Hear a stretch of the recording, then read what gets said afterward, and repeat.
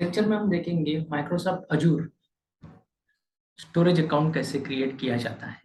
तो स्टोरेज के बारे में थोड़ी जानकारी ले लेते हैं।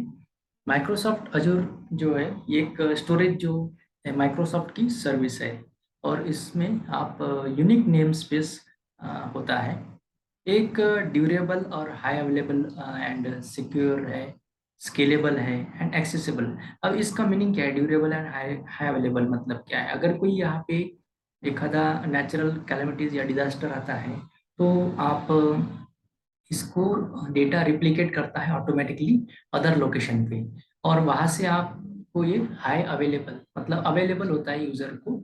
तो इसकी वजह से ये ड्यूरेबल और हाई अवेलेबल है, मतलब किसी इसमें इसका डेटा लॉस नहीं होगा, आपको अवेलेबिलिटी रहेंगी डेटा की।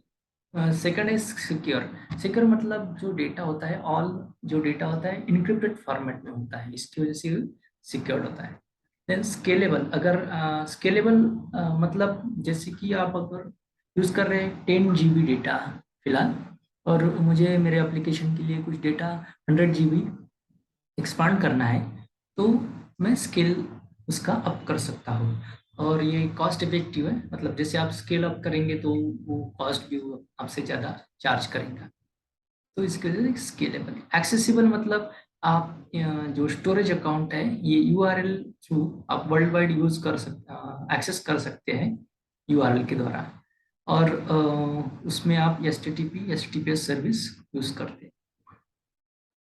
ये और स्ट्रक्चर और अनस्ट्रक्चर डेटा भी सेव करता है। स्ट्रक्चर मतलब डिफरेंट जैसे सेम फॉर्मेट जिसको बोलते हैं वो स्ट्रक्चर डेटा है। अनस्ट्रक्चर मतलब डिफरेंट फॉर्मेट, जैसे डॉट जेपीजी फाइल हो गए जो डॉट एमपी3 फॉर्मेट में, video files, binary large binary files जैसे यूज कर सकते हैं। तो ये अनस्ट्रक्चर डेटा इसको बोलते हैं। और इसमें 4 सर्विसेज आप है, जैसे file share, blob, Q and table. ठीक है, तो इसका डिफरेंट डिफरेंट पर्पज है, हम उसको वन बाय वन देखेंगे। फिलहाल हम इसमें क्रिएट करते हैं अपना स्टोरेज अकाउंट। तो क्रिएट में जाऊंगा, यहाँ पे क्लिक करूंगा। क्लिक करने के बाद ये विंडो ओपन होगी। तो यहाँ पे सबसे पहले मुझे अपना रिसोर्स ग्रुप टू नेम डालना है। तो यहाँ से मैं RGB जी ये रिसोर्स ग्रुप दूंगा। नेम दे दिया मैंने, मेरे हिसाब से आप कौन सा भी दे सकते हैं। Storage account,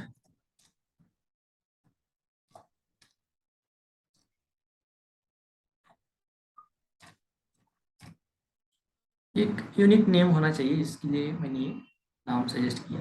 then location. Location आप यहाँ से कुछ भी दे सकते हैं, तो मैं सेंट्रल इंडिया चूज करता हूँ। Then performance.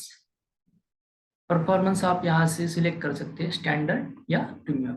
स्टैंडर्ड में आपको जनरल पर्पस V2 अकाउंट मिलता है, और स्टैंडर्ड में ज़्यादा मतलब रिस्पॉन्स, क्विक रिस्पॉन्स के लिए यहाँ पे यूज़ करते हैं SSD। ओके, तो मैं फिलहाल स्टैंडर्ड ही रखूँगा मेरा। Then redundancy. रिडंडेंसी क्या है कि रिडंडेंसी यहाँ पे आप पढ़ सकते हैं। The data in your Azure account is always replicated to ensure durability and high availability. ठीक है, तो इसका मतलब ये है, अगर कोई नेचुरल कैलेमिटीज आ गई है या फिर कोई डेटा लॉस हो गया है, एरर आ गया है इसमें, तो ये डेटा ऑटोमेटिकली रिप्लिकेट करेगा डिफरेंट रीजन पे। ठीक है, यहाँ पे अगर क्लिक करते हैं तो 4 टाइप्स के आपको स्टोरेज, रिडंडेंट स्टोरेज आपको यहाँ पे मिलते हैं। ठीक है, फर्स्ट है लोकल रिडंडेंट। इसमें आप जो अपनी एक डेटा सेंटर में जो सर्वर होता है, रैक होती है, उसके लोकल ड्राइव में आप अपना डेटा वहाँ पे स्टोर करके रखेंगे। तो इसमें इस केस में ये अपने पास 3 डेटा की कॉपीज रखता है। ओके, 3 कॉपीज ऑफ डेटा यहाँ पे रखता है। थोड़ा समझते हैं इसको। लोकल ड्राइव, ये जो होगा आपका लोकल ड्राइव में 3 कॉपीज ऑफ डेटा। ठीक है, मगर एक फॉर एग्जांपल एक कंप्यूटर की मेरी या एक रैक की जो कॉपीज डिलीट भी हो गई, तो ये अब रिप्लिकेट करता है 3 कॉपीज। देन जियो रिडंडेंट स्टोरेज, जीआरएस जिसको बोलते हैं, ये ग्लोबल, मतलब जो आप प्राइमरी डेटा स्टोर करता है प्राइमरी लोकेशन पे, और जो हमारा सेकेंडरी लोकेशन होता है उस वहाँ पे ये डेटा की जो कॉपीज है, डेटा है हमारा, रिप्लिकेट करता है। तो जीआरएस मतलब ये 3 अपने पास रखता है और 3 सेकेंडरी रीजन में, टोटल यहाँ पे 6 कॉपीज ऑफ डेटा ये स्टोर करके रखता है। ठीक है। Then ZRS, zone redundant storage, ये क्या है? जोन मतलब एक डेटा सेंटर है, और डेटा सेंटर मतलब एक जोन के अंदर मल्टीपल डेटा सेंटर हो सकते हैं। तो ये सेम अपने लोकल LRS जैसा है, लेकिन यहाँ पे एक जोन मतलब जोन में ये 3 कॉपी अपनी डेटा की स्टोर करके रखता है। देन GZRS, अभी रिलेटेड मतलब इक्विवेलेंट है या सेम है जोन रिडंडेंट की जैसा ही, लेकिन ये अपने पास जैसे 6 कॉपीज रिप्लिकेट करता है, मतलब 3 प्राइमरी रीजन में और 3 सेकेंडरी रीजन में। ओके, तो इस टाइप से ये रिडंडेंसी है। नेक्स्ट चलते हैं। मैं यहाँ से सिलेक्ट करूँगा एक LRS जो मेरा प्राइमरी स्टोरेज है। देन एडवांस, एडवांस में security, security in the sense ये क्या है कि इनक्रिप्टेड डेटा फॉर्मेट में देता है अपना डेटा। तो अगर आप इसको इनेबल करते हो तो यहाँ से आपको पता चलेगा, अगर यहाँ पे क्लिक करेंगे तो enhance security of Azure storage account by only allowing REST API operation on the storage account using HTTPS। HTTPS मतलब सिक्योर जिसको बोलते हैं, तो वही उससे ही वो एप्लीकेशन को एक्सेस करने के लिए अलाउ करेंगे, HTTP से अलाउ नहीं करेंगे, क्योंकि वो सिक्योर, उसको SSH सर्टिफिकेट नहीं मिला इसके से। ठीक है। देन यहाँ पे डेटा लेक स्टोरेज, ये डिफरेंट मतलब ये डिफरेंट डेटा लेक स्टोरेज, ये अनदर टॉपिक है, बिग टॉपिक है थोड़ा। तो ब्लॉक स्टोरेज, या अगर ब्लॉक स्टोरेज इनेबल करते हैं यहाँ से, तो आपको यहाँ पे जैसे डिफरेंट अकाउंट है, जैसे ब्लॉक स्टोरेज अकाउंट है, जनरल पर्पस V2 अकाउंट है, फाइल शेयर्स। सो ये डिफरेंट टाइप के अकाउंट यहाँ पे है, इसको मैं एज इट इज रहने दूंगा। सेकंड, आप यहाँ पे देख सकते हैं एक्सेस टियर। एक्सेस टियर क्या होता है? यहाँ पे क्लिक करते हैं तो एक्सेस टियर एक टियर है, जैसे आप बोल सकते हैं इसकी कि hot and cool.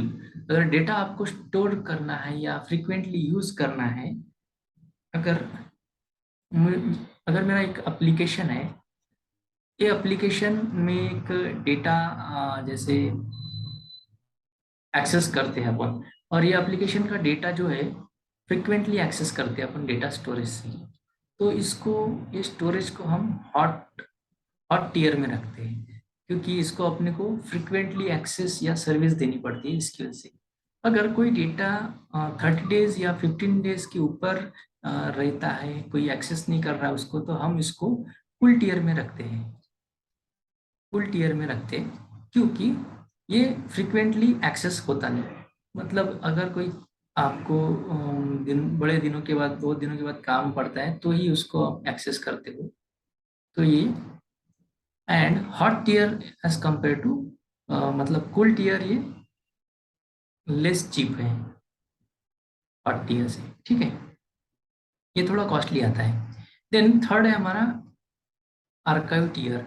Archive tier में क्या होता है, 180 डेज के ऊपर अगर डेटा कोई एक्सेस नहीं कर रहा है इसको, एप्लीकेशन को, तो ये डेटा मेरा आर्काइव टीयर में चल जाएगा। अब आर्काइव टीयर क्या है? अगर ये डेटा आपको बहुत लंबे टाइम के लिए यहाँ पे रखना है, तो आप आर्काइव टीयर में उसको रख सकते हैं, और ये दोनों से ज़्यादा चीप है। ठीक है। अगर मेरा डेटा 6 साल के लिए मैंने यहाँ पे रख दिया, 6 ईयर के लिए यहाँ पे रख दिया और मुझे एक्सेस करना है या मेरा डेटा, तो उसके लिए क्या प्रोसेस है, आपको पहले रिहाइड्रेट करना पड़ेगा कूल या हॉट ईयर में। रिहाइड्रेट, ठीक है, कूल या हॉट टीयर में मुझे पहले रिहाइड्रेट करना पड़ेगा, देन मैं उसको एक्सेस कर सकता हूँ। मतलब इसका प्रोसेस डायरेक्टली आप उसको एक्सेस नहीं कर सकते, पहले आपको रिहाइड्रेट करना पड़ता है, देन आप उसके अकॉर्डिंग टू एक्सेस कर सकते हैं। तो ये हो गया अपने टीयर का कॉन्सेप्ट। ओके, नाउ मैं हॉट ही रहने दूंगा क्योंकि ये मुझे अभी एक्सेस करना है।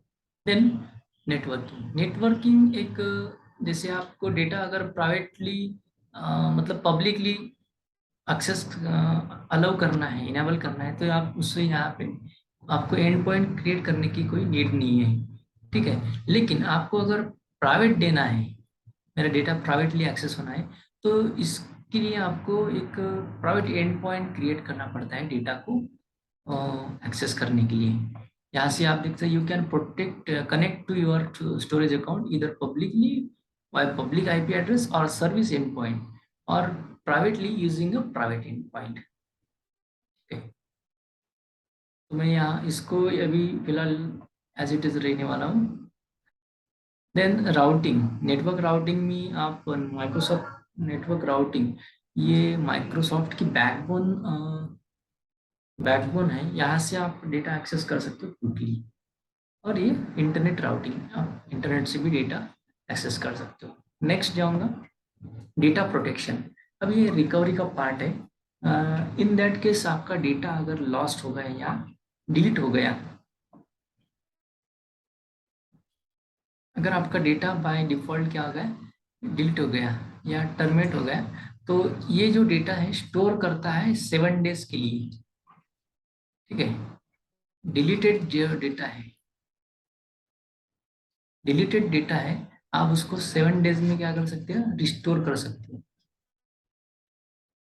अगर आपने 7 डेज के अंदर इसको रिस्टोर नहीं किया तो ये परमानेंटली डिलीट हो जाएगा, ठीक है। तो यहाँ से आपको बोलते हैं सॉफ्ट डिलीट और ब्लॉक, ब्लॉक के लिए, देन कंटेनर के लिए, देन फाइल शेयर के लिए, या सॉफ्ट डिलीट सेम आप इसका बढ़ा सकते हो। देन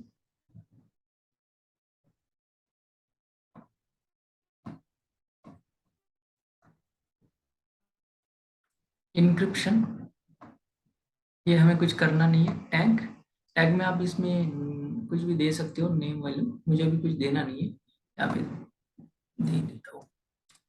इन्वायरमेंट करता हूँ प्रोडक्ट,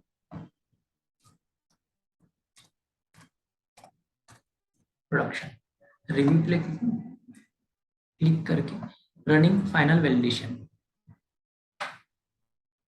फाइनल वैलिडेशन के बाद यहाँ पे क्रिएट पे क्लिक करूंगा।